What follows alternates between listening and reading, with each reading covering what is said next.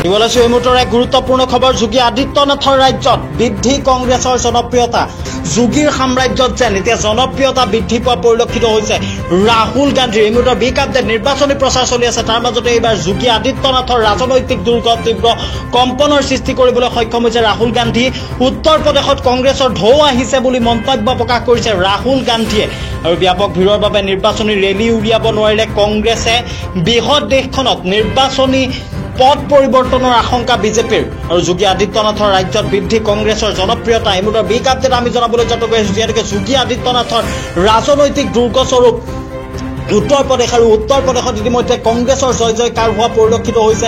ৰাহুল গান্ধীৰ জনসভাত হিল দল ভাঙি লোক ওলাই অহা পৰিলক্ষিত হৈছে। এই মুহূৰ্তত কিছু দৃশ্যাংশ আছে, আমি সমান্তৰালভাৱে আপোনালোকক দৃশ্যাংশ দেখুৱাবলৈ যত্ন কৰি আছো। এয়া হৈছে উত্তৰ প্ৰদেশত ৰাহুল গান্ধীৰ নিৰ্বাচনী প্ৰচাৰ। আৰু নিৰ্বাচনী প্ৰচাৰৰ বাবে হিল দল ভাঙি ৰাইজ ওলাই অহা পৰিলক্ষিত হৈছে। উত্তৰ প্ৰদেশৰ জনতা ওলাই অহা পৰিলক্ষিত হৈছে। আৰু যাৰ পৰিপ্ৰেক্ষিততে নিৰ্বাচনী ৰেলী উলিয়াবলৈ সক্ষম নহল কংগ্ৰেছ। এই মুহূৰ্তৰ বিগ আপডেট